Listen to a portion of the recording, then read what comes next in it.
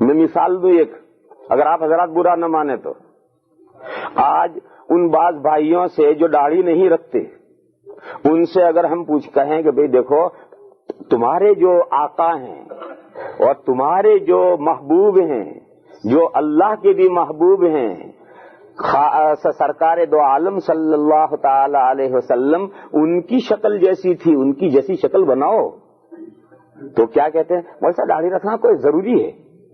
داڑھی رکھے بغیر آدمی مسلمان نہیں ہو سکتا۔ آج یہ کھٹ سے لوگ یہ پوچھتے ہیں کہ کیا داڑھی رکھنا مولوی صاحب ضروری ہے؟ داڑھی رکھے بغیر مسلمان نہیں ہو سکتا۔ یہ سوال ایمان کے کچے ہونے کی دلیل ہے۔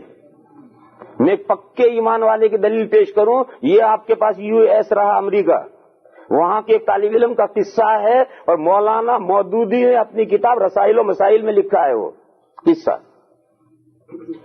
کہ امریکہ میں ایک یونیورسٹی میں ایک گورا مسلمان ہو گیا، اسے اللہ نے توفیق عطا فرمائی اور اس نے اسلام قبول کر لیا۔ کیوں؟ اس کی جو کمپنی تھی وہ مسلمان لڑکوں کی تھی، اور مسلمان لڑکوں کے ساتھ کمپنی کی وجہ سے اس پر اسلام کی تعلیمات روشن ہوئی، اور اسلام کی تعلیمات کو سے اس نے تعارف ہوا اور اس کی سمجھ میں آئی، اور اس نے اسلام قبول کر لیا۔ اسلام قبول کرتے ہی اس نے داڑھی اپنی چھوڑ دی، داڑھی کو ہاتھ نہیں لگایا اس نے، داڑھی چھوڑ دی، اس نے داڑھی بڑھنے لگی اس کی۔ تو اس کے ان دوستوں نے، جن دوستوں نے اسے مسلمان کیا تھا، جن دوستوں نے اس پر محنتیں کر کے اسے اسلام میں داخل کیا تھا، ان دوستوں نے اس سے یہ کہا کہ بھئی یہ تم نے داڑھی کیوں بڑھا لی؟ اسلام میں داڑھی کوئی ضروری نہیں ہے، داڑھی کے بغیر بھی مسلمان ہوتا ہے۔ کیوں؟ ان دوستوں کی داڑھی نہیں تھی، وہ جو مسلمان دوست تھے ان کی داڑھی نہیں تھی۔ تو انہوں نے اس نو مسلم کو سمجھایا کہ بھئی یہ داڑھی بڑھانے کی کیا ضرورت ہے، اسلام میں داڑھی کوئی ضروری نہیں ہے، بغیر داڑھی کے بھی مسلمان ہوتا ہے۔ دیکھو یہ سب بیٹھے ہو اللہ کے فضل سے مسلمان ہیں، کوئی میں سے غیر مسلم نہیں ہے، تو کوئی داڑھی سے مسلمان کوئی ضروری نہیں کہ داڑھی ہو جب بھی مسلمان ہو، بغیر داڑھی کے بھی مسلمان ہوتا ہے۔ اور یہ امریکہ ہے، یہاں ہر آدمی داڑھی کا مذاق اڑائے گا، تم نے یہ کیا حماقت کر لی کہ داڑھی چھوڑ دی؟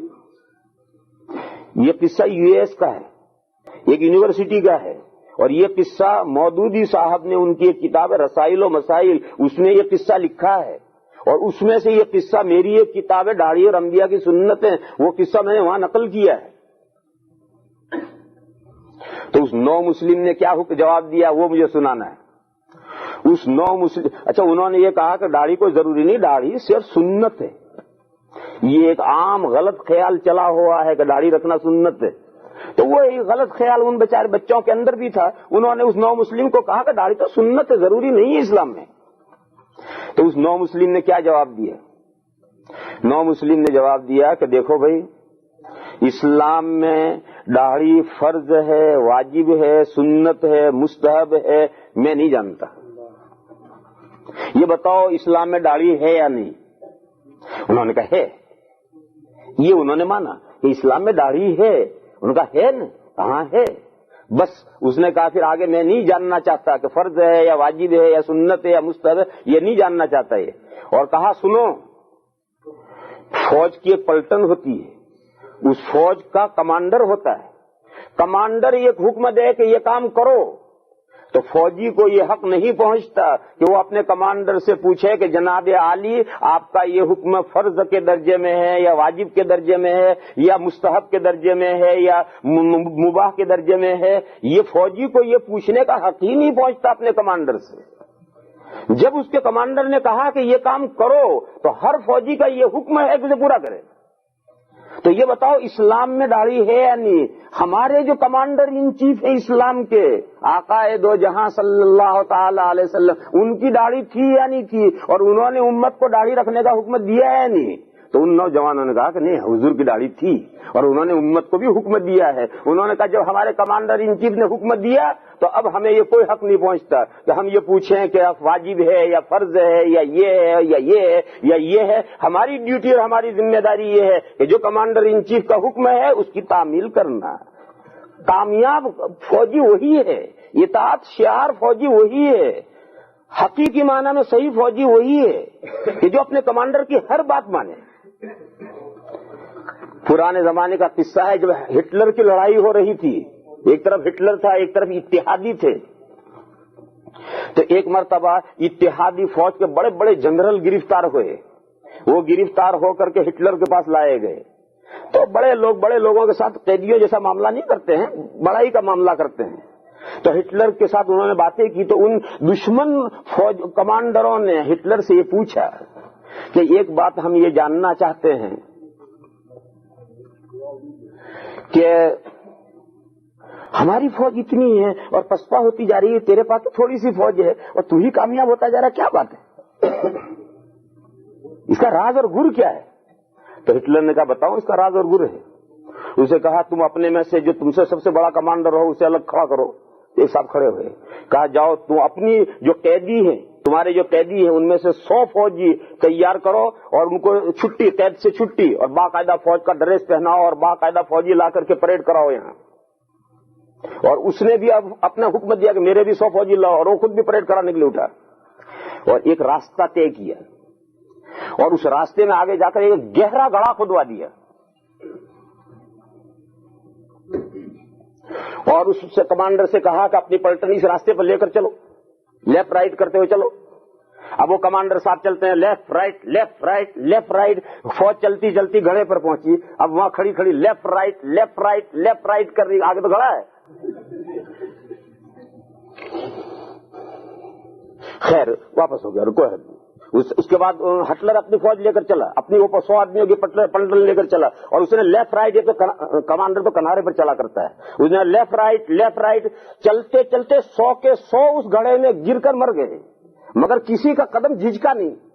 وہ جانتے ہیں گڑھا ہے مگر ان کا لیفٹ رائٹ چلتا ہی رہا، 5-5 کی لائن تھی، 5 گرے، اگلے 5 گرے، اگلے 5 گرے، اگلے 5 گرے، 100 کے 100 اس میں گر گئے مگر کوئی رکا نہیں۔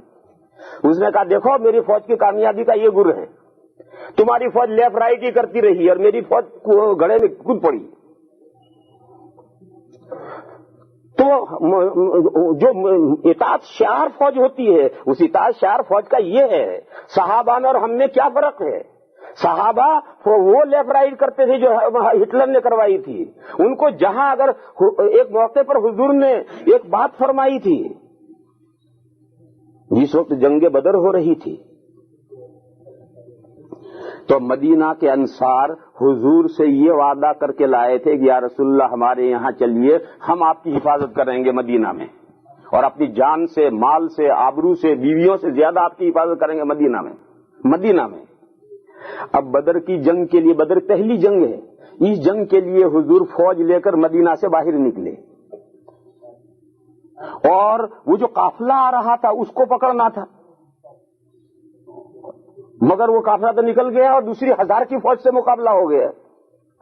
تو اب یہ 313 ہیں، وہ 1000 ہیں، یہ نہتے ہیں، وہ ہتھیار بندے ہیں۔ تو حضور نے فوج سے مشورہ کیا، حضور نے پوچھا کہ بولو کیا مشورہ ہے، لڑنا ہے یا واپس مدینہ لوٹ جانا ہے؟ تو انصار نے اٹھ کر کے جوش میں تقریریں کی، یا اللہ آپ ضرور لڑیں گے۔ کوئی انصاری کھڑا نہیں ہوا اور مہاجرین بڑھ بڑھ کے تقریریں کر رہے ہیں، انصاری چپ چاپ بیٹھے رہے۔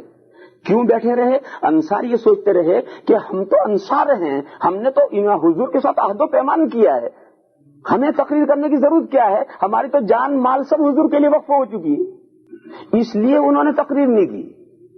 مگر حضور انہی کی تقریر چاہتے تھے، کیونکہ ان کے ساتھ جو عہد و پیمان تھا یہ کہ مدینہ پر اگر کوئی حملہ کرے گا تو انصار مقابلہ کریں گے ان کا، اور یہ تو لڑائی مدینہ سے باہر ہو رہی ہے اور مدینہ سے باہر انصار نے کوئی عہد و پیمان نہیں کیا تھا، تو اس لیے حضور ان کی تقریر چاہتے تھے، مگر ان میں سے تو کوئی کھڑا نہیں ہو رہا اور انصار تقریریں کر رہے اور خوب تقریریں ہو رہی مگر حضور کوئی فیصلہ نہیں کر رہے۔ کافی دیر ہوئی اور حضور کوئی فیصلہ نہیں کر رہے تو انصار کی سمجھ میں آیا کہ شاید حضور جو فیصلہ نہیں فرما رہے تو حضور ہمارا رسپانس جاننا چاہتے ہیں۔ تو انہوں نے پوچھا کہ یا رسول اللہ کیا آپ ہمارا جواب چاہتے ہیں؟ تو حضور نے فرمایا ہاں آپ ہی لوگوں کا جواب چاہیے مجھے۔ تو انصار کا خطیب کھڑا ہوا اور ان کے مقرر نے، ان کے لیکچر دینے والے نے کھڑے ہو کر کے چند جملوں میں لیکچر دیا۔ اس نے کہا کہ یا رسول اللہ ہم موسیٰ علیہ السلام کی قوم نہیں ہیں کہ جب اللہ کا حکم جہاد کا آیا ان کو تو قوم نے موسیٰ علیہ السلام سے کہہ دیا کہ اذهب انت وربک فقاتلا انا هاهنا قاعدون، جائیے آپ اور آپ کا پروردگار جنگ لڑیے، ہم تو یہاں بیٹھے بیٹھے انڈے دے رہے ہیں۔ انہوں نے کہا ہم وہ قوم نہیں. انہوں نے کہا یا رسول اللہ ہم نے تو آپ کے ساتھ عہد و پیمان کیا ہے, اگر آپ کہیں برکل غمات تک گھوڑے دوڑا جاؤ ہم وہاں تک دوڑا جائیں گے, اور آپ کہیں کہ یہ سمندر مدینہ بدر سے سمندر بالکل قریب ہے. انہوں نے کہا کہ یا رسول اللہ یہ سمندر کے بیچوں بیچ گھس جاؤ, آپ حکم دیں, ابھی ہم بیچوں بیچ گھس جائیں گے. جب یہ تقریر بس اتنی تقریر کر کے وہ بیٹھ گئے, حضور نے فوراً فیصلہ کیا آگے بڑھو جنگ لڑی جائے گی. مہاجرین کی ساری تقریروں پر حضور نے فیصلہ نہیں کیا, انصار کی ایک تقریر پر حضور نے فیصلہ کر آگے بڑھو جنگ لڑی جائے گی. تو ایسے اطاعت شعار فوجی ہوتے ہیں, تب 313,000 پر غالب آتے ہیں. تو صحابہ میں اور ہم میں یہی فرق ہو گیا ہے. آج ہم گھڑے کے کنارے لیفٹ رائٹ کرتے ہیں, left right left right left right, گھڑے میں گرنے کے لیے کوئی تیار نہیں ہے. جانتے ہیں کہ ہمارے کمانڈر ان چیف کا حکم ہے, لیکن ہماری جان ہمیں زیادہ پیاری ہے کمانڈر ان چیف کے حکم سے. اور صحابہ کو اپنی جان پیاری نہیں تھی, اپنے آقا کا حکم پیارا تھا. ایک جان نہیں, اگر 1000 جان جائے تو انہیں پرواہ نہیں تھی. تو سچا ایمان, اللہ پر سچا ایمان اور اللہ کے رسولوں پر سچا ایمان یہ ہے. یہ سچا ایمان جن کے اندر پکا ایمان ہوتا ہے, اللہ نے فرمایا کہ یہی لوگ صدیق ہیں اللہ کے یہاں, اور یہی لوگ شہداء ہیں اللہ کے یہاں.